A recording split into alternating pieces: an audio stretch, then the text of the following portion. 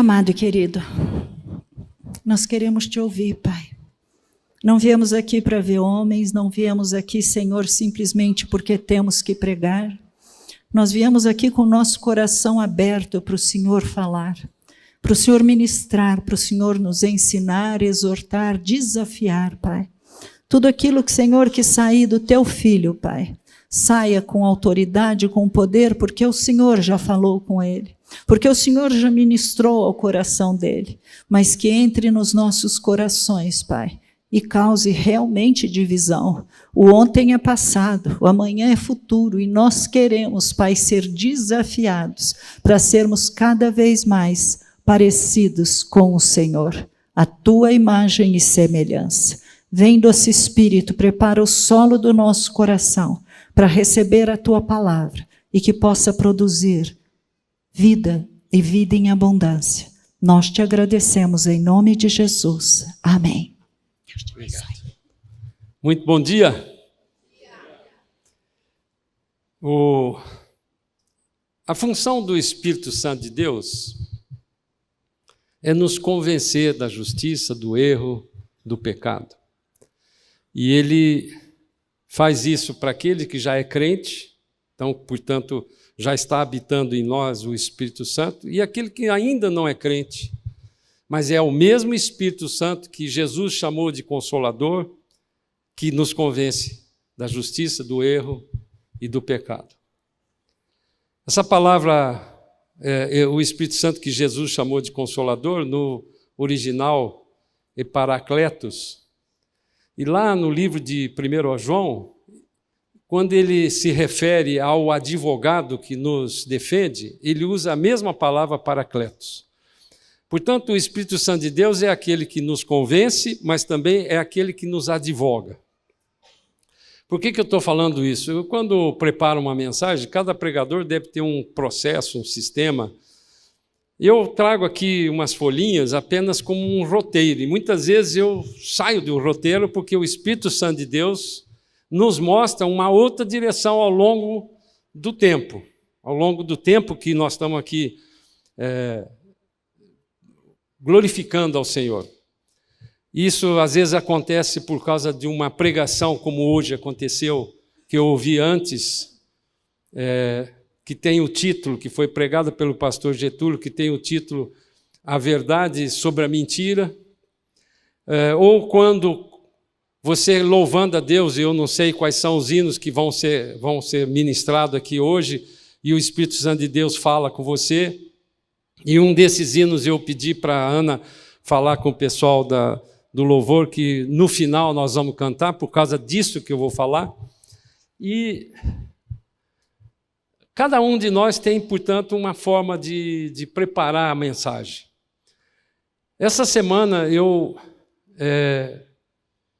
então, tudo isso que eu vou falar aqui hoje, e eu creio que não sou eu que estou falando, mas é o Espírito aqui, apenas eu sou um preposto do Espírito Santo.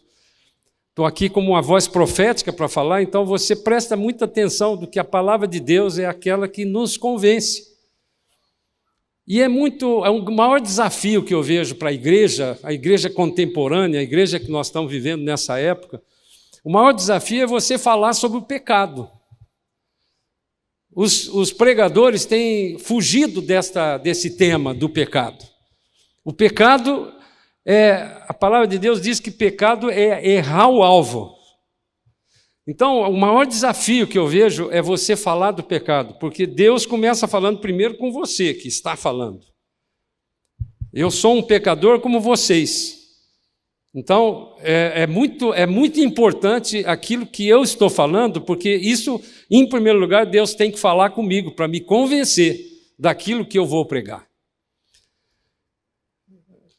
Hoje, ouvindo aquela pregação do pastor Getúlio, então eu estava dizendo que eu pergunto para Deus, Senhor, como é que o Senhor quer introduzir essa palavra? Não somente, às vezes, eu leio um versículo, como eu tinha me programado a ler primeiro aqui o Salmos 1, capítulo 1 em diante. Vou ler o Salmo inteiro. Pode até projetá-lo aqui. Mas Deus me mostrou hoje, ouvindo essa pregação, que nós tínhamos que Ele tinha falado comigo e com o Getúlio uma mensagem que ele deixou para mim e para a igreja. Então, o que eu estou aqui falando é que você, depois que sair daqui hoje, seja hoje ainda ou durante a semana, procura ouvir a pregação do pastor Getúlio, porque a minha pregação é continuidade da pregação dele em termos de solução. Eu, como engenheiro, como homem que lido com número, eu sempre procuro encontrar uma solução para as coisas. É uma pergunta que muitas vezes eu já aprendi a não fazer, por quê? Mas eu aprendi a verificar com o Senhor para que ele está falando isso comigo, com você. O porquê, muitas vezes, ele não responde. Mas o para quê, ele responde se você procurá-lo no lugar certo. E é desse lugar certo que eu quero falar, que é o lugar da torre de vigia. Deus tem falado com a igreja, tem falado com você individualmente, tem falado como nação, tem falado como você, um habitante desse mundo. Então, o Salmo 1 diz assim: bem-aventurado é o homem que não anda no conselho dos ímpios, não se detém no caminho dos pecadores, e nem se assenta na roda dos escarnecedores. Antes, o seu prazer está na lei do Senhor, e na sua lei medita de dia e de noite. Quantos ensinamentos tem somente esse primeiro versículo aqui? Antes, o seu prazer está na lei do Senhor, e na sua lei medita de dia e de noite. Ele é como a árvore plantada junto à corrente de águas, que no devido tempo dá o seu fruto, e cuja folhagem não murcha, e tudo quanto ele faz será bem-sucedido. Aqui tem um segredo aqui para nós, já de cara. Você quer ser uma pessoa bem-sucedida, onde você põe a mão, tudo prospera? Faça isso que os 2 versículos primeiro falaram. O versículo 4 ele continua: os ímpios. Então ele está fazendo agora uma contrafação entre aqueles que são chamados de bem-aventurados com os ímpios. Não são assim. São, porém, como a palha que o vento dispersa. Por isso os perversos não prevalecerão no juízo, nem os pecadores na congregação dos justos. Guarde essa palavra, porque ela vai aparecer muitas vezes aqui. Pois o Senhor conhece o caminho dos justos, mas o caminho dos ímpios perecerá. Irmãos, como esse salmo está atualizado? Essas 2 últimas semanas, confesso a vocês que eu fiquei perturbado, confuso, chocado. E eu quero fazer um parênteses aqui, eu tenho procurado andar numa bolha. Porque todas as vezes que eu entro no Instagram, e eu não tenho Instagram, outro dia me gozaram porque eu tenho um Instagram, descobri outro dia que alguém fez um Instagram para mim. E tem uma única publicação que é a minha foto. E, aliás, uma foto que eles falaram que está muito embaçada. Então, eu não uso Instagram, não uso Facebook, eu tirei do meu celular o YouTube, mas é uma coisa quase que impossível. Se você tem um celular, ele entra. E eu fiquei chocado com somente 2 assuntos que estão aí na mídia. Um deles é uma discussão sobre o PL do aborto. Aquilo me chocou de um tanto das coisas que eu ouvi, seja de um lado ou de outro, porque as pessoas estão ideologizando, fazendo ideologia a partir de um negócio que é uma tragédia. O que eu defino como uma tragédia? Um casamento desfeito é uma tragédia. E que pode acontecer.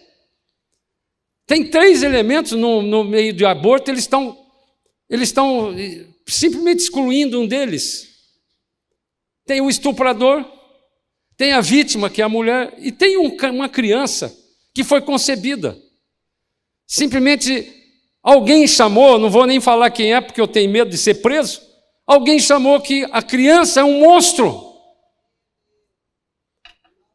Quando 3 elementos tem que fala sobre vida. A outra notícia foi que uma liderança importantíssima no país, está vivendo uma tragédia de uma separação, de trazer à tona. E eu fui perguntar para Deus: Senhor, o que está acontecendo?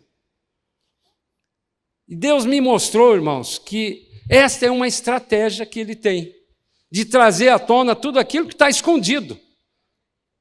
Tudo aquilo que está escondido, porque, independente de existir uma lei do aborto, ao longo de milhares de anos que existe as pessoas, a tragédia do aborto sempre existiu. Ou um líder de uma igreja importante, que tem a responsabilidade de falar a verdade daqui do púlpito, e de viver a verdade, estava lá escondido. Então Deus traz à tona. Ele não deixa nada escondido para o filho dele. Sempre tem um projeto. Por isso que eu falei e quero insistir que você ouça a palavra que teve hoje às 8h30 do pastor Getúlio, porque ele é continuação disso que eu estou falando.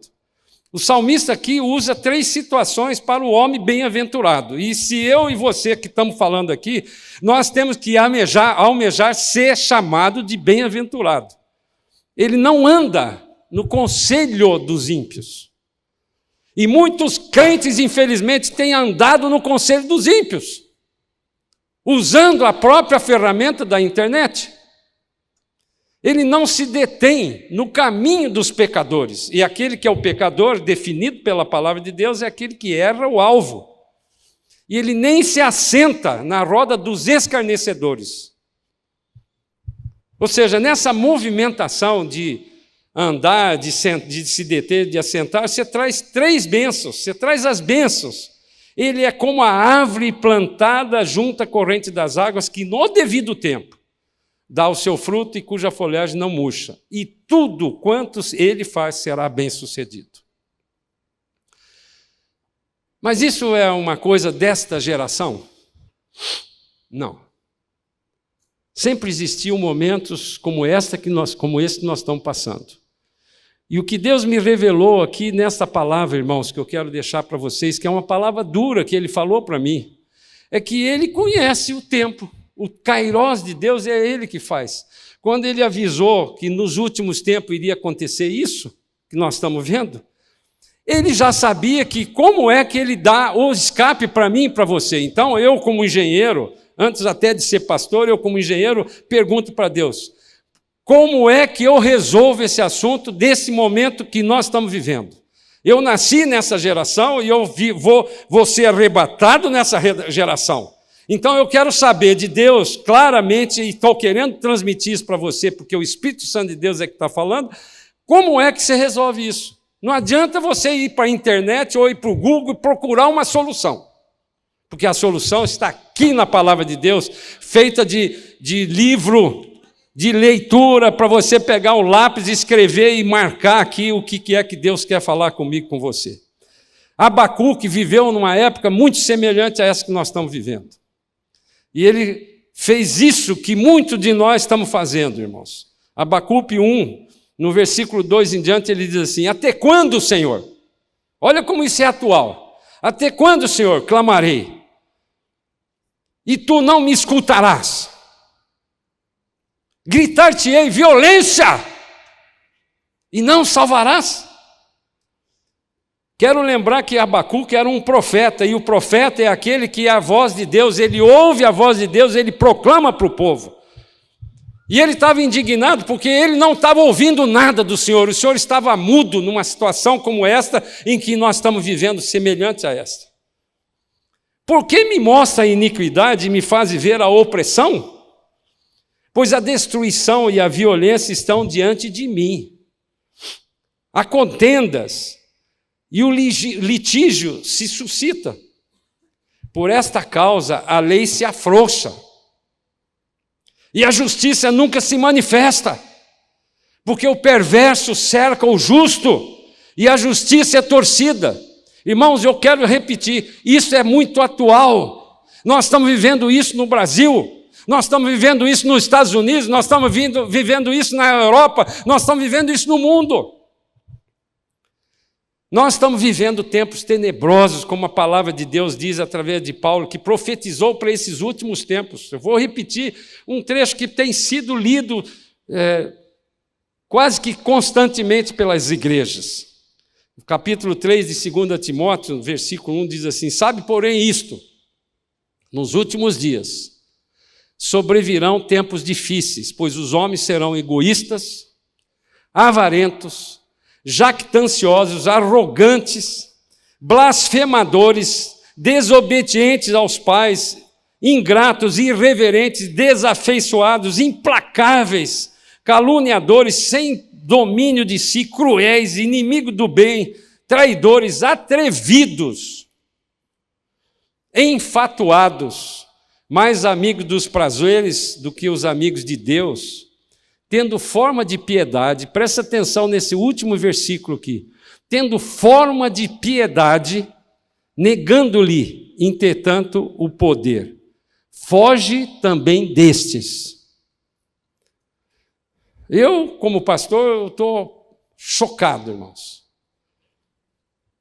Porque eu tenho visto um grande ataque à igreja, não somente à nossa igreja, mas porque eu tenho visto irmãos sofrendo com situações desse tipo que eu te falei. Ataque ao corpo de Cristo na área de conjugal, nas enfermidades, no esfriamento espiritual, porque isso é consequência desse ataque.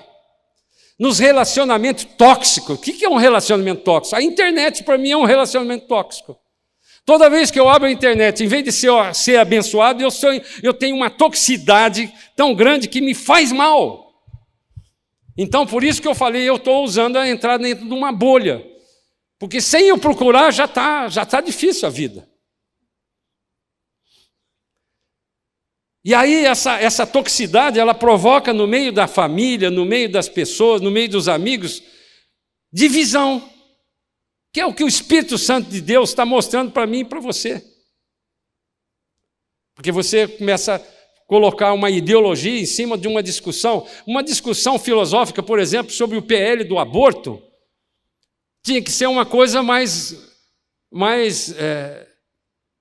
à luz da palavra de Deus, e as pessoas ficam se posicionando de uma forma ideológica, quando, na verdade, tem 3 elementos sendo uma tragédia, porque o estuprador é um doente que tem que ser tratado. A mulher que é uma vítima, como é que ela vai fazer? É doente que tem que ser tratado. E a criança que existe? Eu ontem falei para minha mulher, nós vamos encontrar lá no céu bilhões, eu não estou falando milhões nem milhares, bilhões de seres que foram concebidos e abortados, que foram salvos. Não tiveram nem a desvantagem de viver para poder não ir para o inferno. Mas e aqueles que fizeram isso?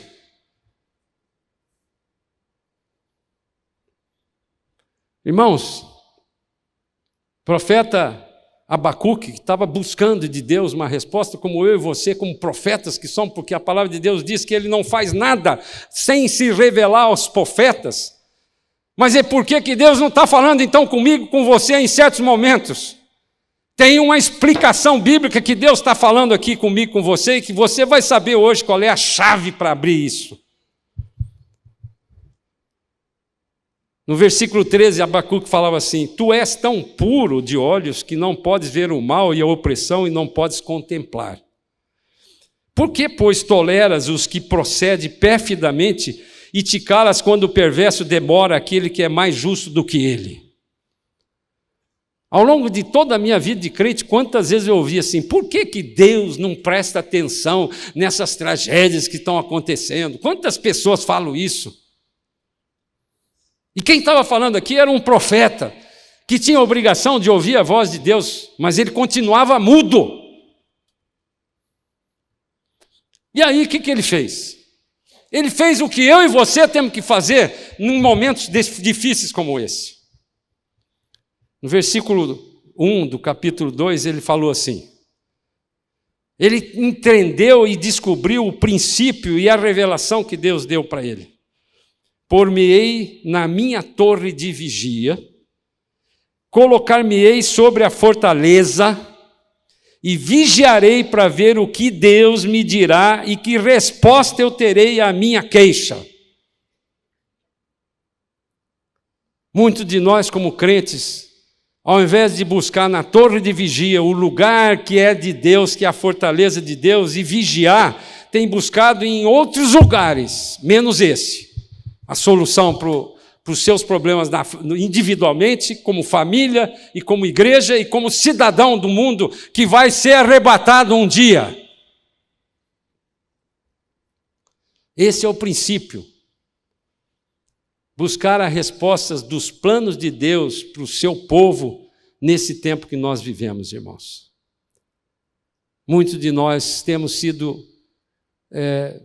incompetentes para resolver os problemas da sua vida pessoal, da vida da sua família e da vida da igreja, como comunidade que eu e você. Nós somos corpo de Cristo, irmãos. Quando eu ouço uma notícia como essas que estão aí na boca do mundo, de que um líder está tendo um problema desse e que ele não se posicionou ainda com a culpa dele, está colocando a culpa na mulher, eu não estou fazendo nenhuma crítica aqui. Eu estou dizendo o seguinte, que quem sofre isso somos nós, como corpo de Cristo, porque na hora que há um ataque satânico no corpo de Cristo, todos nós que fazemos parte, quando a gente toma ceia, a gente fala assim, esse é o meu corpo, a cabeça desse corpo é Jesus, e todos nós estamos sofrendo por isso. Esse meio de comunicação que eu e você temos vivido, irmãos, essa internet, a tecnologia, ela tem substituído na nossa vida a torre de vigia. E Deus permanece calado. Muitos de nós têm me reclamado, Deus não está falando comigo. É porque você não entra na torre de vigia, no lugar certo, no lugar onde Ele vai falar com você.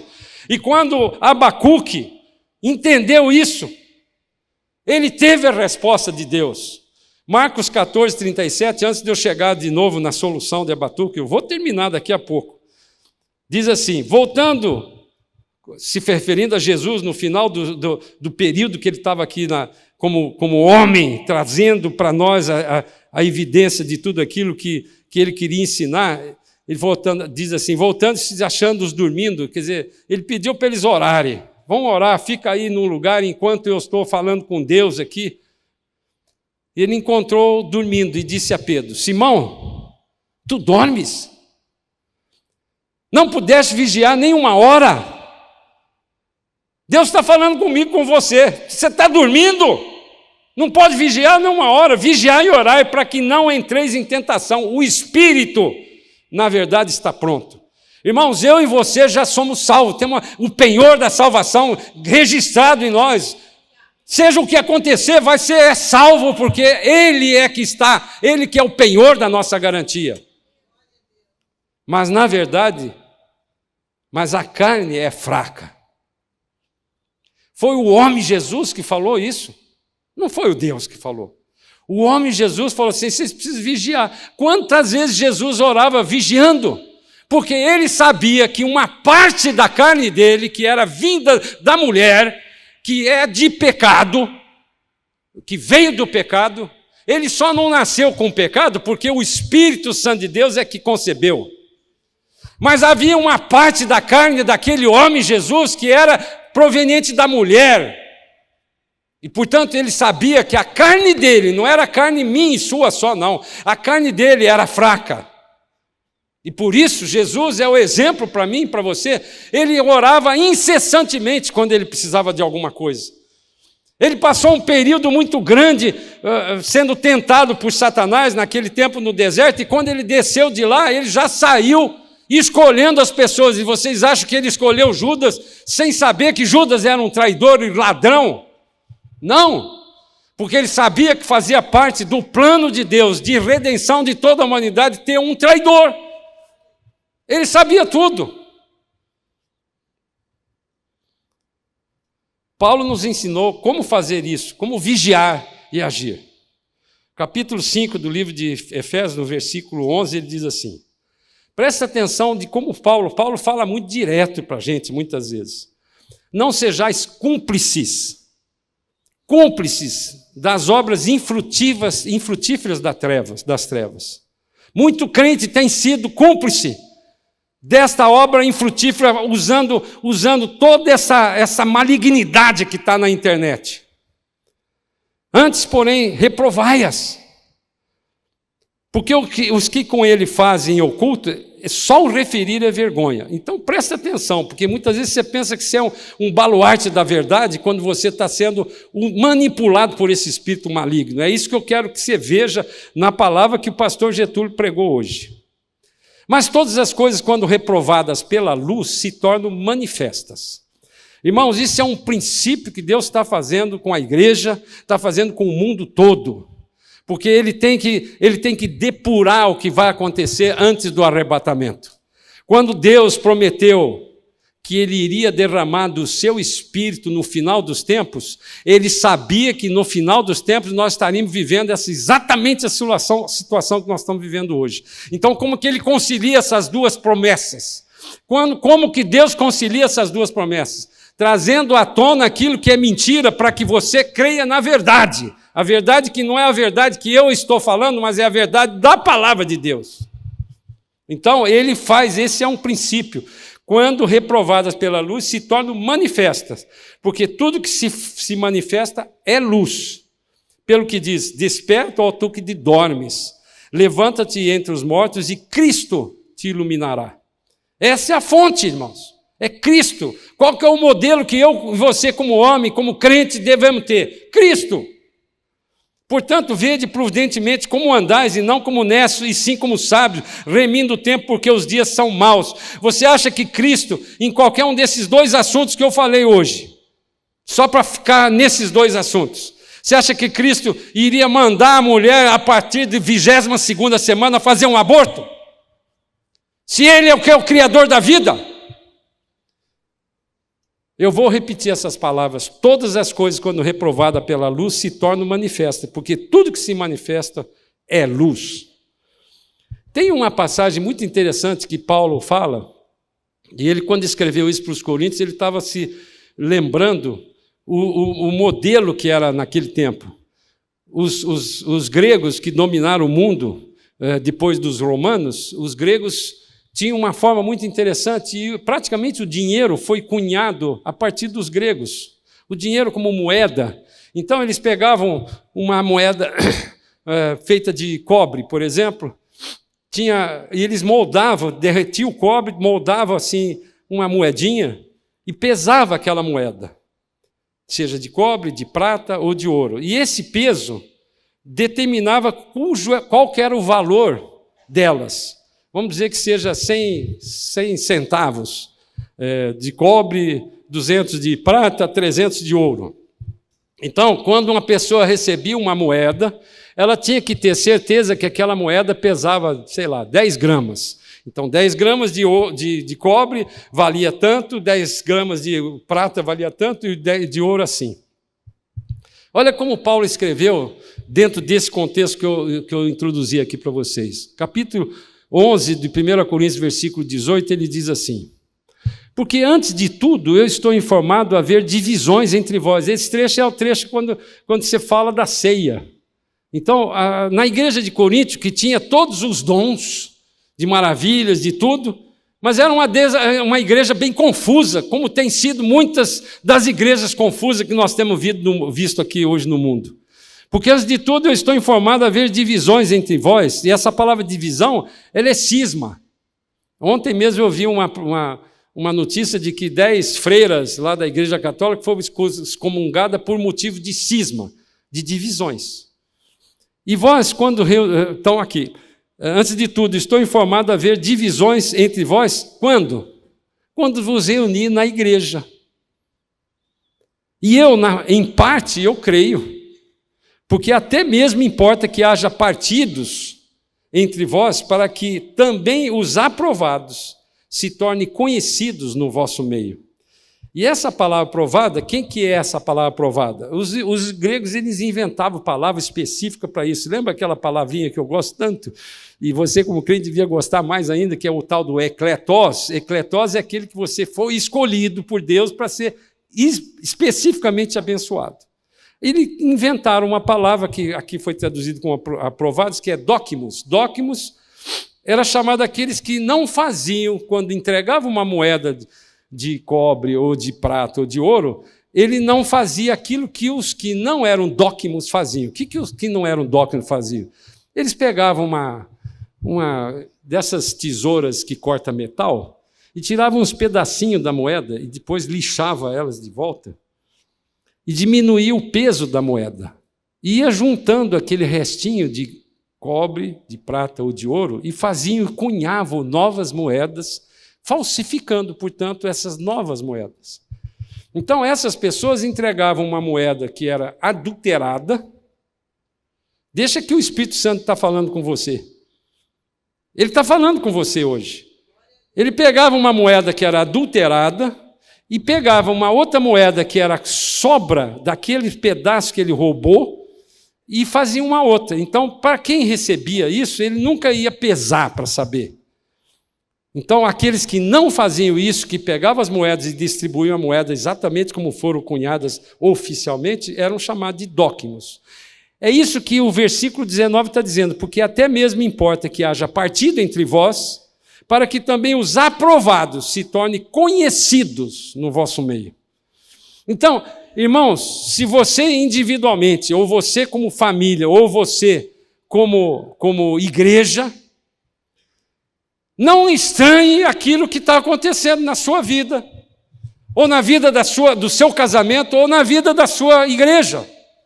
Porque Deus, uma hora ou outra, vai trazer à tona que só Ele já sabia. Ele e o causador da divisão.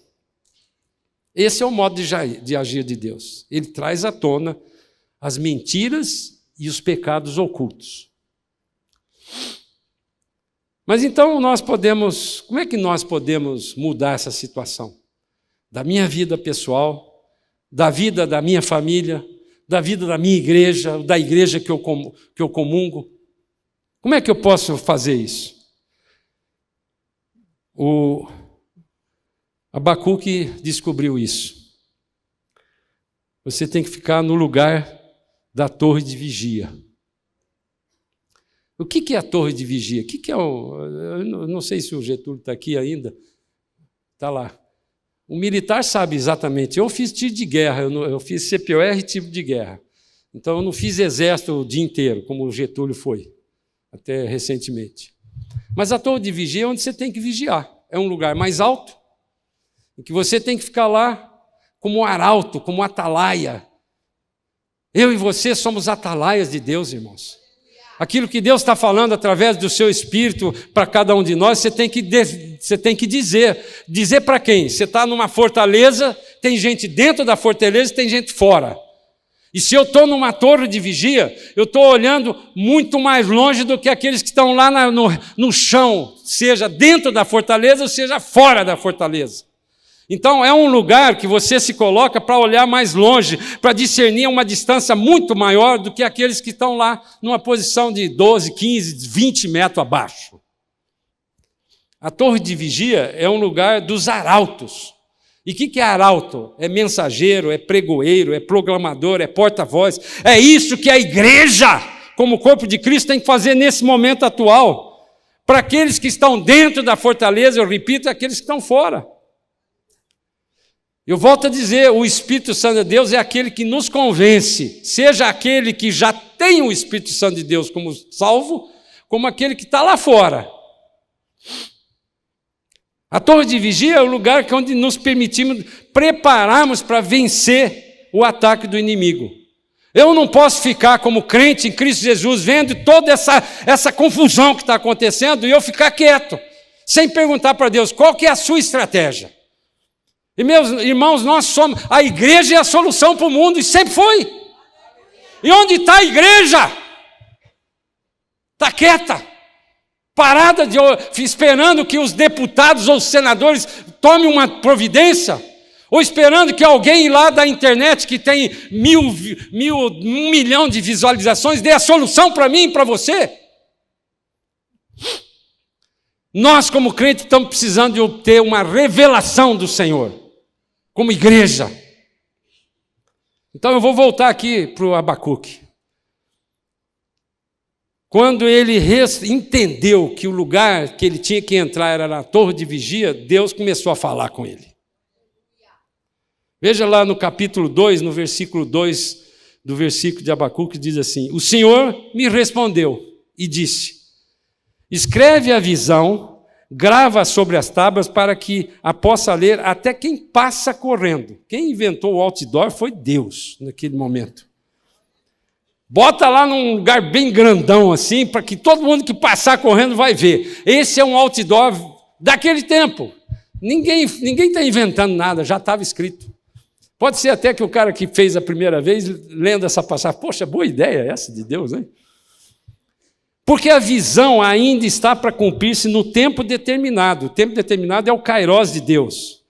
Mas se apressa para o fim e não falhará. Se tardar, espera, porque certamente virá e não tardará. Eis o soberbo, a sua alma não é reta nele, mas o justo viverá pela fé. Eu quero fazer um ato profético aqui agora, irmãos. E vou perguntar para você, e você presta atenção antes de você fazer alguma coisa, porque eu vou pedir para você levantar a mão. Mas antes de você levantar a mão, presta atenção na minha pergunta. Se você não entendeu, antes de eu pedir para levantar a mão, você pode levantar a mão individualmente e falar assim: não entendi a sua pergunta. Estou permitindo isso para você aqui. Quem aqui se considera justo ou justificado pelo Senhor? Não precisa me responder ainda não levante a mão. Se você ainda não entendeu o que significa ser justo ou justificado pelo Senhor, você não levante a mão. Mas na hora que você levantar a mão, você tem que ter certeza do que é ser justo perante o Senhor. Pode levantar. Aquele que tem certeza que é justo, levante a mão. Você está fazendo uma declaração perante o Senhor. Sabe o que você fez como ato profético, levantando a mão agora para o Senhor? Você definiu qual a sua identidade no reino de Deus. Como nem todos levantaram, eu quero ousar aqui, pelo Espírito, clamar o seguinte: quem não levantou a mão, quer declarar ainda hoje que você é justo, porque a palavra de Deus, e hoje eu vi isso na pregação, a palavra de Deus diz lá no livro de Romanos, no capítulo 10, se você declarar com a sua boca que Jesus Cristo é o Senhor da sua vida, Senhor é aquele que manda, a palavra Senhor no original grego esqueci, é parecido com Kairos, Kurios. O Senhor é Kurios, é aquele que é o dono do escravo. Então você tem que declarar com a boca que Ele é Senhor da sua vida e crer com o coração que Ele morreu para pagar a sua dívida, porque Deus é justo. Então você e eu temos uma dívida impagável, mas Ele, como homem, pôde fazer isso. Como homem que tinha metade da vida dele da carne, que Ele não foi fraco a ponto de pecar, não nasceu com pecado, porque senão ele teria, se fosse concebido por José, não teria nascido como nós, então, portanto, ele não tinha condição. Então, Jesus, como homem, morreu na cruz e ele é Senhor da sua vida. Aí você tem que crer que ele ressuscitou ao terceiro dia, vencendo a morte. E nesse momento, você e eu, quando declaramos com a boca e cremos com o coração, tem escrito o seu nome no livro da vida. E não tem nada que mude você na sua salvação. A não ser você mesmo, que tem a apostasia, que é das coisas dos últimos tempos. Irmãos, nós estamos vivendo no tempo de apostasia, é um dos sinais da volta de Jesus nessa geração. Tem muitas pessoas que estão dentro da igreja, achando que são crentes e já estão indo para o inferno. Tem igrejas, as lideranças da igreja que estão indo para o inferno por causa da apostasia. E a apostasia não é uma coisa que é do mundo, é uma coisa que é dentro da igreja, porque eles conhecem a palavra e eles recusaram a interpretação da palavra, eles estão relativizando a palavra. Então eu vou perguntar de novo. Quem ainda não tem certeza de que é justo ou justificado e que quer ser salvo em Cristo Jesus, porque declara com a boca que é Senhor e crê no coração. Levante a mão de novo. Glória a Deus. Senhor amado, eu quero declarar, Pai, que essas mãos levantadas e aqueles que levantaram antes estão com o seu nome escrito no livro da vida. E nada Satanás tem poder sobre a vida de cada um de nós. Amém? Pode falar amém. Então agora, você já definiu a sua identidade no reino de Deus? Eu vou te dizer aqui o que Paulo falou no livro de Efésios. Irmãos, todos aqueles que levantaram pela segunda vez, se quiser uma oração no final, procura cada um dos pastores, inclusive eu e a Raquel. Porque nós queremos selar isso na região celestial. Não interessa a hora que terminar esse culto. Eu quero declarar aqui que Satanás, você não tem poder nenhum sobre a vida de todas essas pessoas que levantaram a mão, para a honra e para a glória do seu nome. E você vai ouvir essa declaração que a palavra de Deus deu para Paulo no livro de Efésios, capítulo 1, versículo 3 em diante, até o versículo 14, que eu quero que você coloque aí.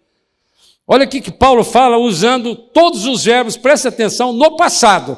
Portanto, quando Paulo escreveu, ele já sabia que eu e você que levantamos a mão, já temos no passado o direito disso que ele está falando. Bendito Deus e Pai de nosso Senhor Jesus Cristo, que nos tem abençoado para toda sorte de bênção espiritual nas regiões celestiais em Cristo. Assim como nos escolheu nele antes da fundação do mundo para sermos santos e irrepreensíveis perante ele.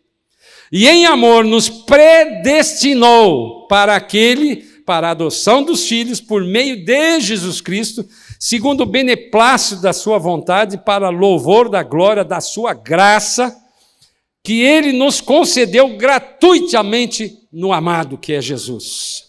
O versículo 7 ele continua, no qual temos a redenção pelo seu sangue, a remissão dos pecados segundo a riqueza da sua glória, e que Deus derramou abundantemente sobre nós em toda sabedoria e prudência, desvendando-nos o mistério da sua vontade, segundo o seu beneplácito que propusera em Cristo, de fazer convergir nele, ou seja, em Cristo, na dispensação da plenitude dos tempos, que é onde nós estamos vivendo hoje, onde desde aquele momento que ele inaugurou a igreja até hoje, esse é o que ele chama na dispensação da plenitude dos tempos, todas as coisas, tanto as do céu como as da terra. Nele, em Jesus, digo, no qual fomos também feitos herança.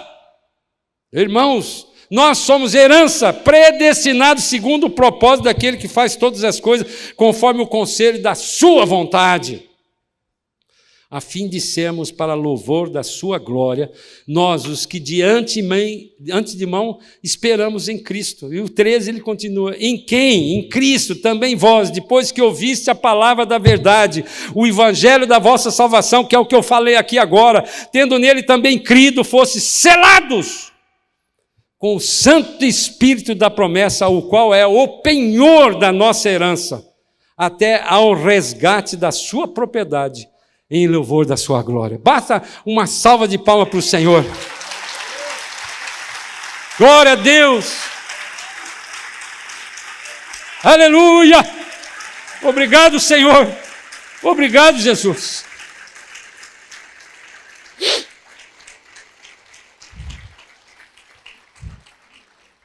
Eu estou terminando, irmãos. O capítulo 3 do livro de Provérbios tem um versículo que eu já decorei desde o primeiro ano da minha salvação. Numa situação que eu passei lá no Iraque, que eu achava que eu não estava entendendo nada. E Deus, numa noite, eu clamando a Ele, assim como Abraão, assim como Abacuque fez, assim também como Abraão, você e eu podemos ter momentos desse tipo na vida com o Senhor. E Deus me fez ler essa passagem e me trouxe a revelação do seu Espírito que eu quero tentar transmitir mais uma vez para vocês aqui. Esse é um versículo que eu sei decor. Eu vou ler aqui para não errar nenhuma vírgula dele. Capítulo 3 do livro de Provérbios, versículo 5, diz assim, confia no Senhor de todo o teu coração. Agora eu estou falando para aqueles que já entenderam que tem que subir para a torre de vigia. Se você e eu estamos passando algum problema na sua vida, individualmente, ou como família, ou como igreja, ou como cidadão do mundo. Se você não tem individualmente, não tem sentido necessidade disso, não tem sentido na sua família, porque ela tem sido grandemente abençoada, não tem visto isso na sua igreja, que não tem nada escondido aqui, que não trouxe à tona. Mas você está querendo como cidadão do mundo, porque a igreja, você faz parte do corpo de Cristo, porque a igreja é responsável da transformação nos últimos tempos, porque vão ter muitas pessoas que estão lá no lamaçal da perdição, que eu e você vamos arrancar de lá. É a minha e a sua responsabilidade, irmãos. Então diz assim: confia no Senhor de todo o teu coração. Não te estribes no seu próprio entendimento. Essa palavra estribe-se quer dizer apoiar-se, é um estribo, por isso que ele usou esse termo, é um estribo. Você que gosta de andar a cavalo, já andou alguma vez, se você não tiver o estribo, você fica meio desequilibrado ali, se o cavalo fizer algum movimento, se você não tiver força nos seus dois joelhos de pressionar para você não virar, você cai. O estribo te dá essa situação. Então ele diz assim: não te estribes no seu próprio entendimento. Reconhece-o em todos os teus caminhos, e ele endireitará as tuas veredas. Essa palavra reconhece, no original hebraico, é iada, com Y, iada. Iada é a mesma palavra que Abraão teve quando conheceu ao Senhor, é a mesma palavra que Adão teve quando conheceu Eva. Ou seja, quando ele dormiu com Eva, teve tanta intimidade que se tornaram um. Então aqui essa palavra tem que ter entendimento que reconhece, você tem que ter a intimidade com o Senhor. Se você não tem, você precisa buscar.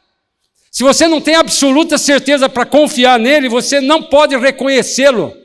Entende? Você está namorando ainda, pegando só na mão, mas o dia que você dormir com o Senhor no aspecto, entenda isso completamente como eu estou falando, você tem toda a confiança de que Ele é que está no controle desse mundo. E se Deus está sabendo pela palavra que no final dos tempos teríamos tempo tenebroso, Ele está dando para mim e para você o escape desse tempo tenebroso.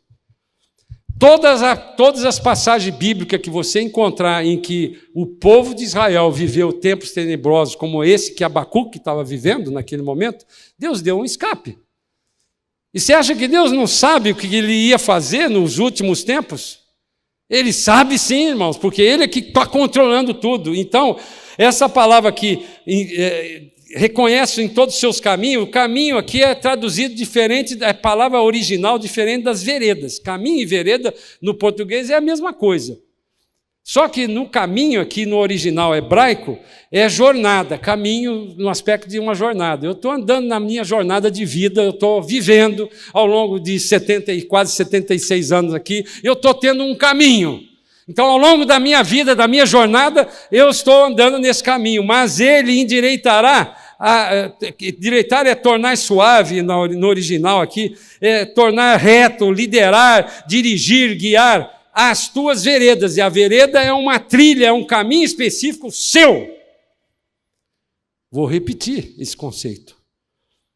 Quando você reconhece o Senhor nessa intimidade, Ele pega a sua jornada e vai olhar especificamente a sua vereda, a sua trilha específica, a trilha específica que é para a minha vida, que é para a vida da minha família, para a vida desta igreja Batista Manaim. E nós precisamos compreender que há uma trilha para cada um de nós.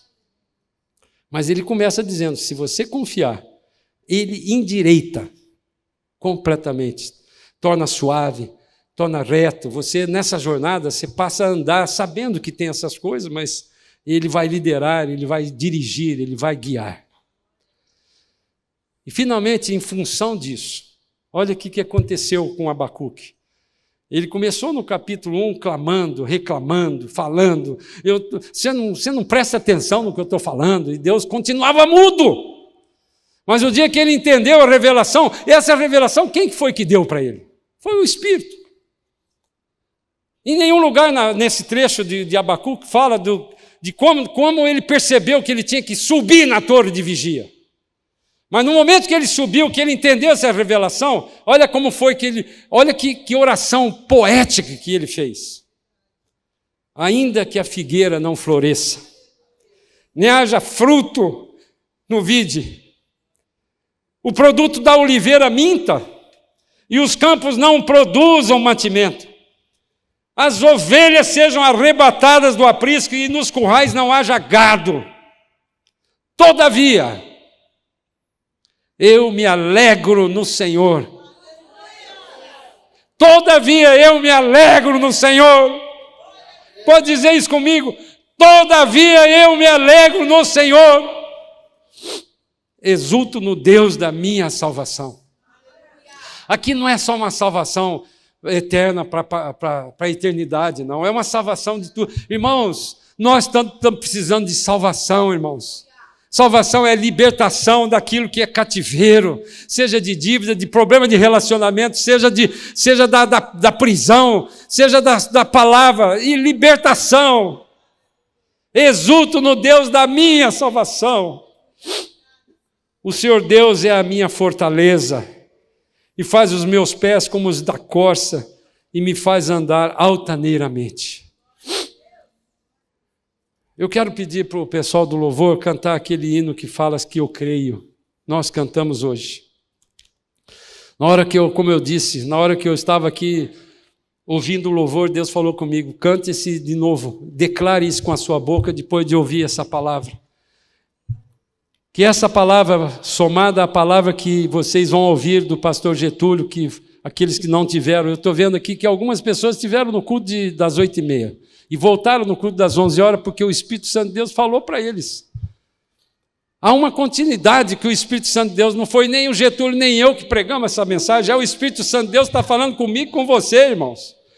Se você não crê, você não vai entender o que ele quer falar com você na torre de vigília. Você precisa crer para subir na torre. Não é qualquer um que é habilitado a subir na torre. Quero terminar com esse princípio. Não é qualquer um que é habilitado para subir na torre. Aquele que foi habilitado para subir na torre é aquele que tem Jesus Cristo dentro de você. O Espírito Santo de Deus que habita em nós quer falar comigo, com você. Se você prestar atenção, ele vai falar. Foi isso que ele fez com Abacuque. Abacuque estava lá reclamando. Eu não sei, eu não entendo isso. O cara fez isso, o cara fez aquilo. A internet diz isso. Ele fica falando. Ele não sei como é que é a verdade. A verdade está na palavra, irmãos. Não está nas pessoas. Se coloque no lugar de Jesus, como que ele interpretaria essa situação dessas duas tragédias que eu falei? Como que Jesus faria?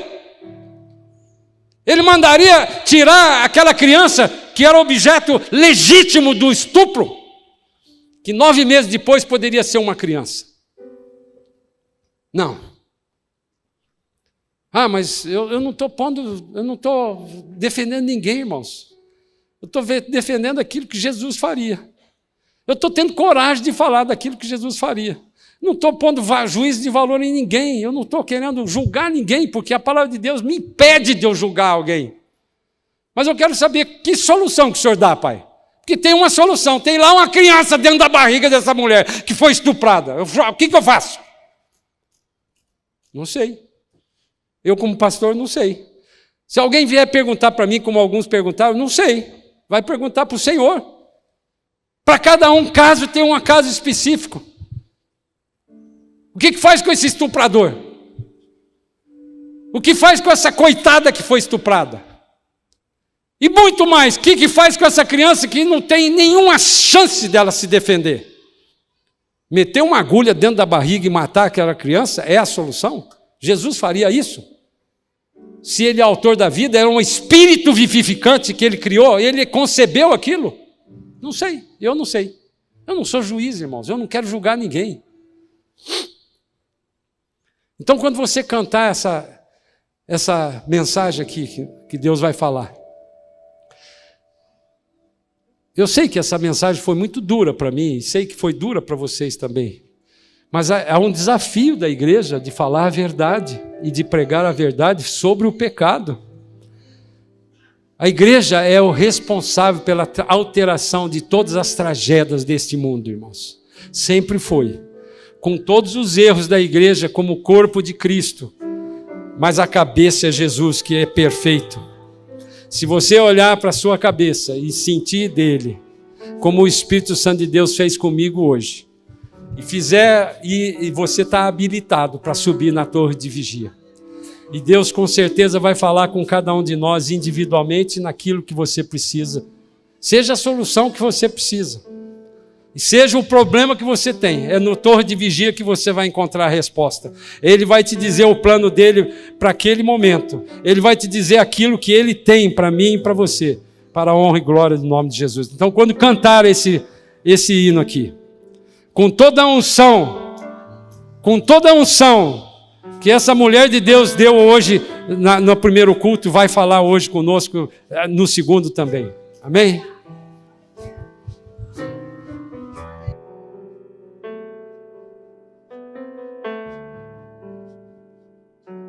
O fogo não me queima, nas águas não vou afundar, pois estou sozinho. Não estou sozinho. Eu estou guardado no esconderijo. Não estou sozinho. Tu estás sempre comigo, Senhor. Temer porque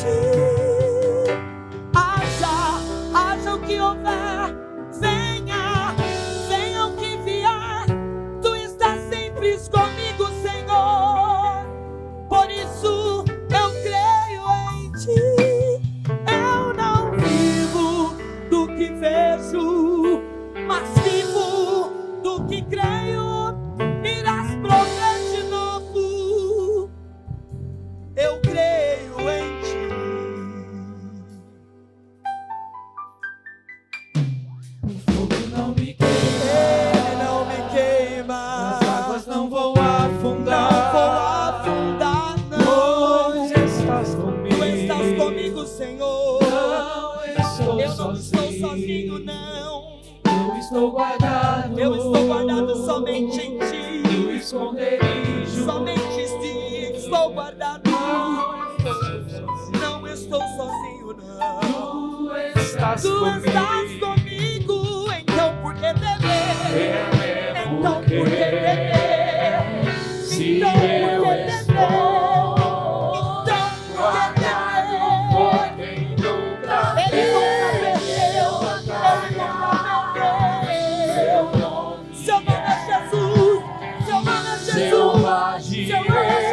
Irás prover de novo, eu creio em ti.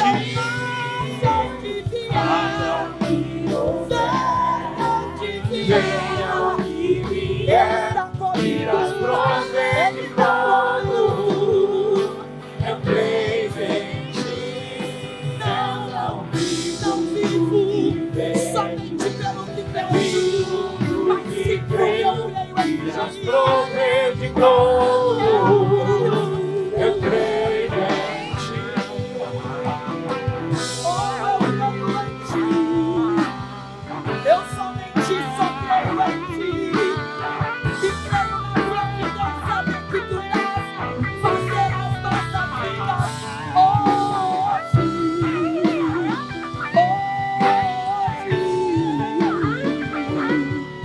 Nós cremos em ti. Nós cremos em ti.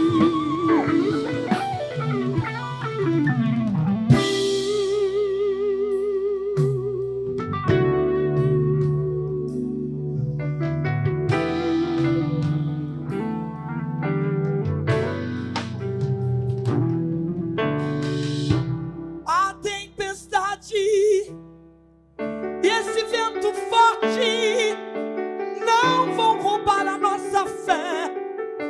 Não vão roubar a nossa fé.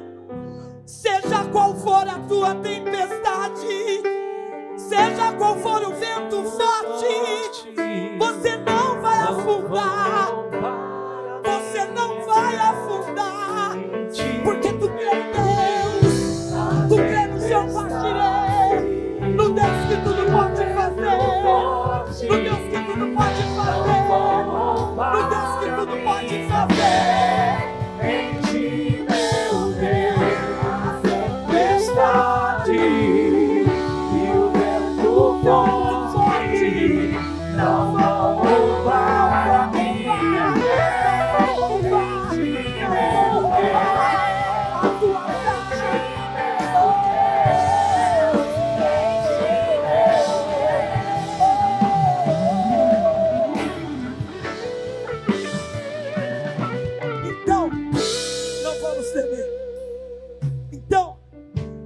vamos temer.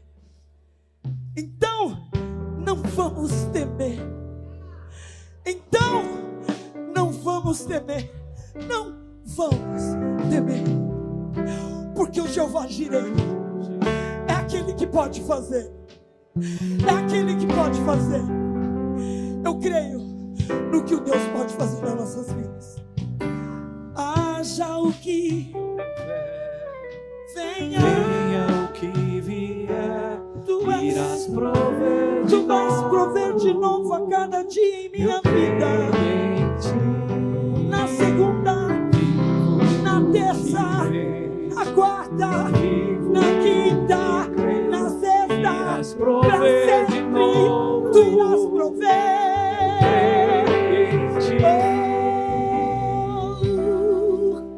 Haja o que houver, nós estamos guardados por ti. Não há tempestade que nos irá abalar. Amém, amém, amém, amém, amém. Aleluia! Aleluia! Oh, glória a Deus! Aleluia! Senta um pouquinho, irmãos, eu estou terminando. A palavra de Deus diz que a fé é a certeza, é o firme fundamento das coisas que você espera. Aquilo que você espera é uma esperança. E ele está fundamentado, esse prédio chamado esperança está fundamentado na fé. A fé é em Cristo Jesus, a fé é naquele que pode, que é o controlador de todas as coisas, aquele que pode curar, aquele que pode transformar, aquele que pode trazer à tona tudo aquilo que é pecado, que é errar o alvo.